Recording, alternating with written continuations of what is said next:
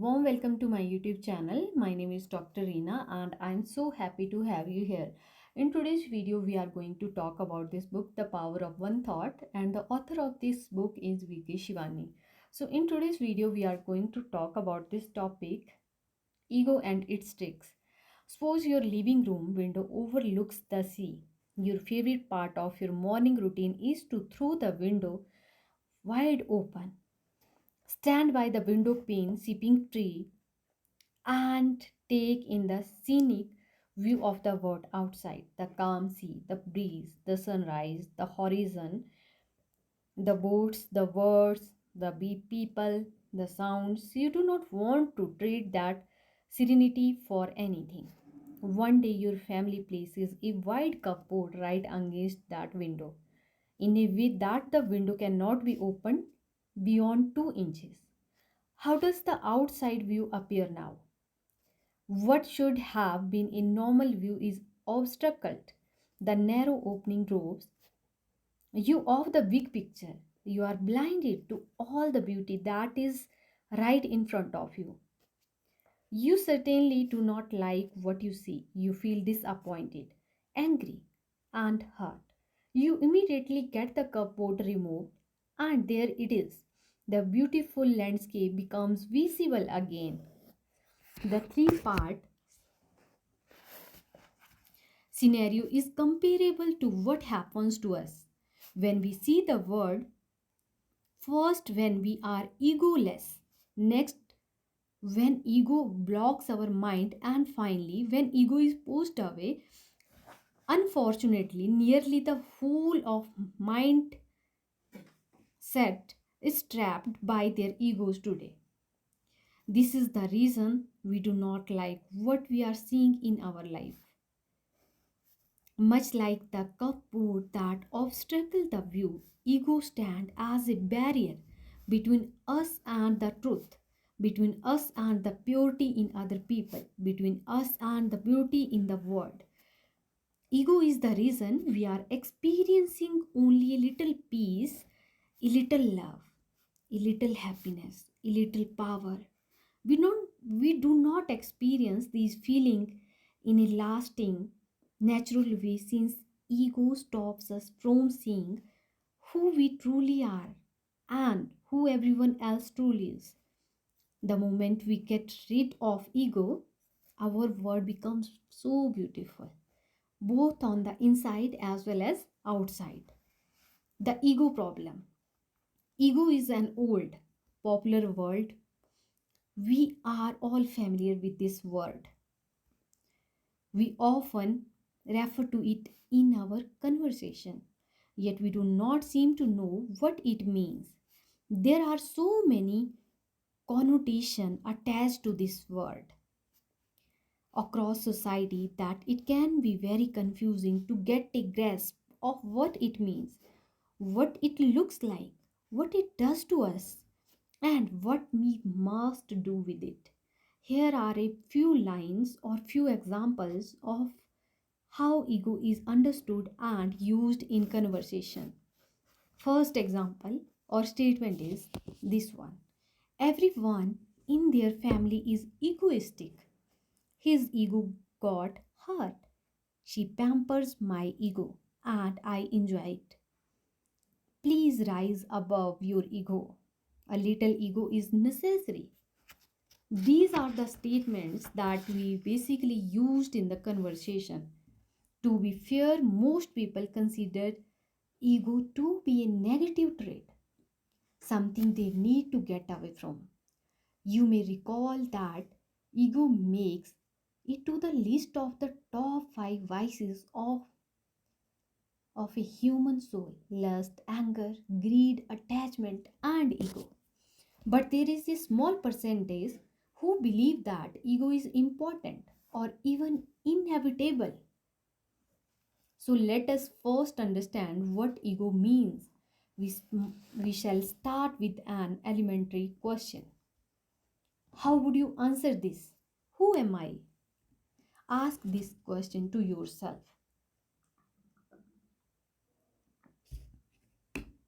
Perhaps the most frequently used word in our vocabulary is I.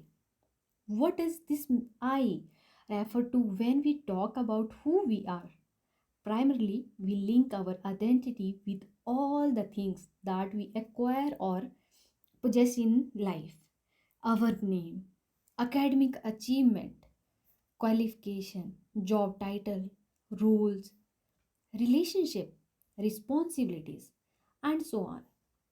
Or we use it to refer to our gender, family, nationality, race, or religion. Typically, our answers around identities similar to these examples. So, first example is I'm Rohit, I'm Rahul, I'm Riya, I'm Payal, I'm Vikas.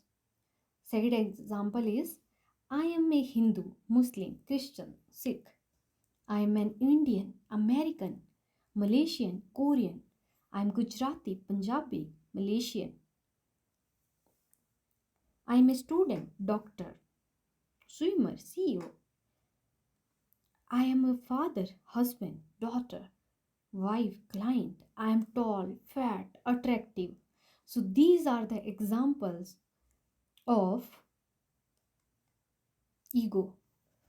Notice that each of the above is just a label applied on us either by ourselves or by other people. We know who we are through these labels. At least that is what we think. But it turns out that is not our reality. And that is the problem with ego. It gives us a wrong sense of our identity. You may ask, what is wrong with that? Everyone defines themselves through these labels. Yes, everyone sees themselves as this, that, or the other label. It seems a normal thing to do. But let us remember that several aspects that are untrue and wrong have been passed off as normal in the world today. Are your acquired labels insignificant? Our acquired labels are by no means insignificant. Let us be clear that everything we acquire along the journey of life is valuable. The importance of our position, role, achievements, possessions are never to be undermined. Despite them being transient or temporary, they certainly keep us going and make our life interesting. We have acquired this body, we need to take care of it and keep it healthy. We have acquired relationship, we need to love and care for people unconditionally. We have acquired roles and responsibilities, we need to discharge them to the best of our abilities. We have acquired positions, we need to keep improving and growing further. Acquiring all that we can is important. The only change needed is in our consciousness of what constitutes our identity. Let us stop identifying ourselves through acquisitions. This brings us to another question: how do we treat the acquired labels? Is not it a fact that we are a mother, a friend, a professional, or an Indian? Everything is a fact except for the consciousness. I am so and so. Let us understand this with the examples. Name: I am Mr. Vijay, Mrs. Preeti. It is my name, it is not I. Profession wise, these example you can consider. I am a carpenter, I am a teacher. It is my profession, it is not I. In case of relationship, I am a friend, I am a spouse. It is my relationship, it is not I. In case of nationality, I am Indian. It is my nationality, it is not I. In case of religion, I am Hindu. I am Christian. It is not my religion, it is not I. We can now see how easily we confuse with I with my. Are you what you see in the mirror? One of the most dangerous belief we have is that we are the image we see in the mirror. Looking at our body, we say, I have crown fat. I am looking perfect. I should have been taller. We use the word I for what we see in the mirror. We also say, my stomach is hurting. My face is swollen. My body is aching today. Let us pause and check. Is it I am the face? I am the hands? I am the body? Or is it my face, my hands, my body? Visualize yourself and your body. Do you feel you are the mouth, the feet, and the eyes? Or do you feel you are the one who controls them? We have been using the words my and I interchangeable without checking if it was right or wrong. Let us examine it now. A moment of self reflection reveals the answer that we already know. Someone is taking ownership, calling the body mine. Who is it that is saying, this is my body? How ego conceals our identity. When you refer to your vehicle, you say, this is my car. What if you refer to your car as I instead of my? It would be both strange and incorrect. We make the same mistake with our body. The body is a vehicle which we use at every moment of our life. But instead of referring to it as my body, we call it I. If we reflect on our life, we can see that the first entity we acquire is the body. Then we get parents, and thereby comes the identity of being their child. That is followed by other relationships. We are someone's grandchild, siblings, cousins, and so on. Later, we are given a name, the label, which will be used to address us for the rest of our life. Once we start going to school, we acquire the labels of being a student and friend to someone. As time goes by, our roles and responsibilities change. We keep acquiring new labels based on our qualifications, designation, status, relationship, and so on. This can continue till the last day of our life. But we ignorantly make every label our identity and believe this is who I am. So everything we are supposed to refer to as my, we wrongly refer to as I, thus creating a wrong image of the I, believing ourselves to be that image over a period of time. We get attached to it. Attachment means that our state of mind becomes dependent on that image. If we saw earlier, emotional dependency means our feeling and emotional depends completely depends on how our body appears, how healthy the body is, how people behave with us, how professionally successful we are, and what we achieve, acquire, or possess. Do we think you are emotionally attached to your car? You might believe that you are not. If someone scratched your car, do you feel the pain? If someone bumps into your car, do you lose your patience and peace? If yes, you are emotionally dependent on the car, which means you are emotionally attached to it. You can spend some time to make a list of objects, people, places, or situations on which you are emotionally dependent. Emotionally dependency is equal to emotional attachment. We develop emotional attachment with our body, relationship, roles, objects, and even our ideas and opinions. And that is what creates ego. There are various ways in which ego is understood as self perception, self centeredness, superiority, arrogance, false pride, false identity. Here is the definition of ego that sums up all of the above ideas. You are encouraged to spend a little time and reflect on it. Ego is attachment to a wrong image of myself. Consider a man who has a physical body to use for 80 years. During his lifetime, he also acquires various relationships, roles, wealth, property, and so on. First, he is a son, a grandson, a sibling, a friend, a cousin, and so on. Years later, he becomes a father, subsequently, a grandfather. He is bound to meet and lose people too.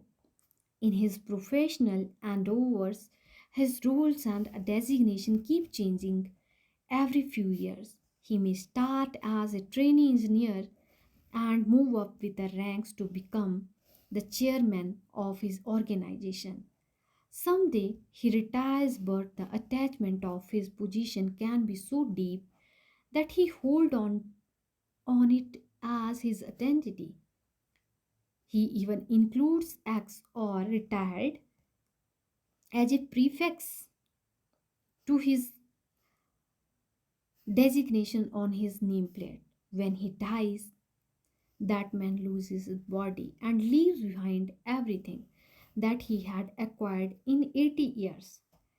Whatever we have or acquired in a lifetime, it means to be experienced and taken care of.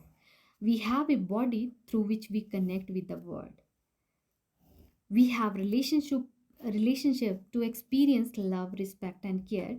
We have roles to be played to potential. We have responsibilities to be discharged sincerely. We have wealth to be used in a worthwhile way.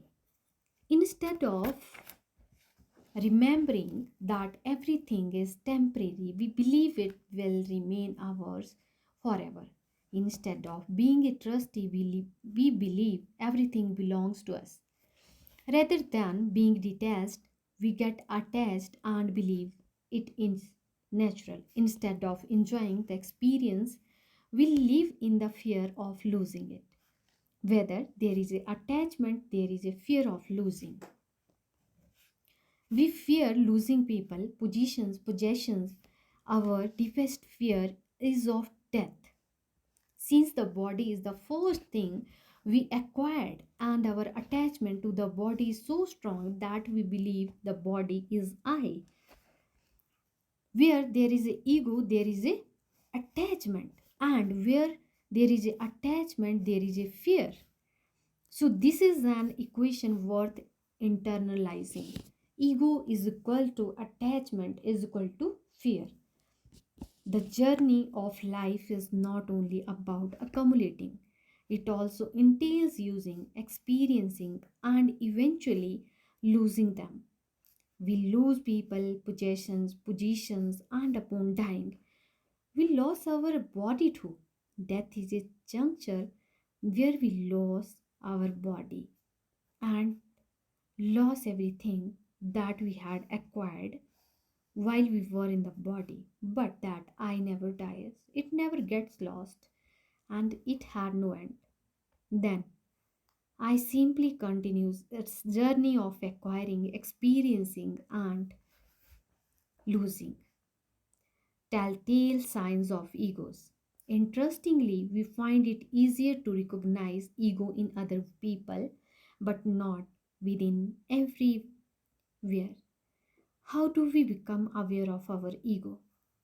Given that we get busy throughout the day and awareness is always directed to other people, fortunately, there are certain behaviors where are usually expressive of ego and affirms its presence. These are arguing, nagging, comparing, complaining, controlling, judging, justifying, accusing, expecting, competing, reacting, and so on. A person with ego often has thoughts like them.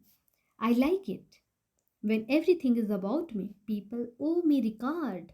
I never want to lose the people or the things I like.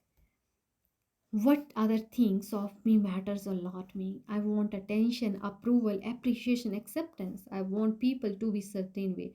I want situations to always be favorable.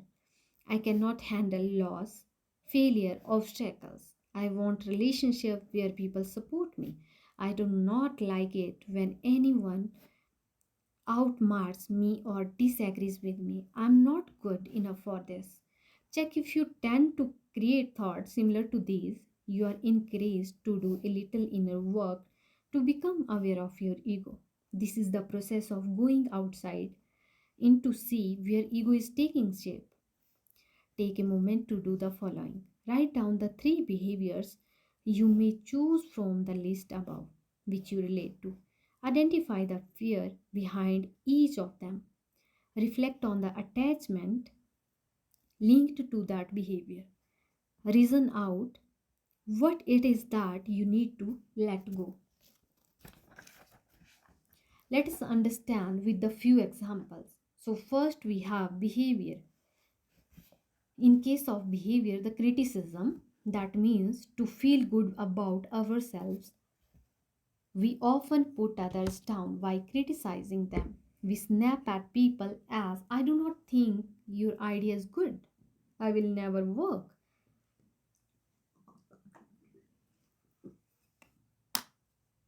And in case of fear, my idea is better. I'm scared that your idea will get accepted. In case of attachment, I identify so closely with my idea. The idea is me. In case of second example, we have behavior where is a possessions. When we are possessive about someone, our insecurity makes us say, I saw you having fun with these peoples at the party last night. And in case of fear, I am scared that you like them more than you like me. What if you leave me? And in case of attachment, I am emotionally attached to you. Don't leave me, I cannot live without you. The third behavior we have inferiority. When unable to reach a goal, we forgot our worth and hit at our own self esteem, saying, I am a failure. I feel like a loser in front of my successful peers. And in case of fear, people may ridicule or embarrass me for this failure. Let me withdraw from everyone. In case of attachment, I badly wanted to achieve this goal. I would have earned me respect from my peers and everyone else too. Next example we have behavior where the impatience comes under the role. Impatience complicates life and makes us unhappy, stressed, and anxious. Individuals who just cannot be in the present without considering why other people say or do certain things. We speak in a way that upsets us and others, such as you are taking too long and that is annoying me. Hurry up. Fear, if I remain patient, people will take undue advantage and become complacent. Work will get delayed. In case of attachment, I will be happy when this gets done. So I cannot wait. I need instant result. It is tempting to assume that ego shows up only because we are in the company of other people, getting into interactions and actions with them. If we simply work on ourselves, withdrew from family and friends, started living alone, far away from everyone, will our ego vanish? No. If that happens, we will not know what to do with ego that is already present within us. We will simply continue living with that burden and not know what to change. When someone presses our emotional button, we actually get the opportunity to do the inner work of recognizing and getting rid of our ego. So we need to be together with others on this journey of defeating ego. So that is all about for the today's video. Thank you so much. If you like this video, then do like and subscribe my channel. Have a nice day. Bye bye. Take care.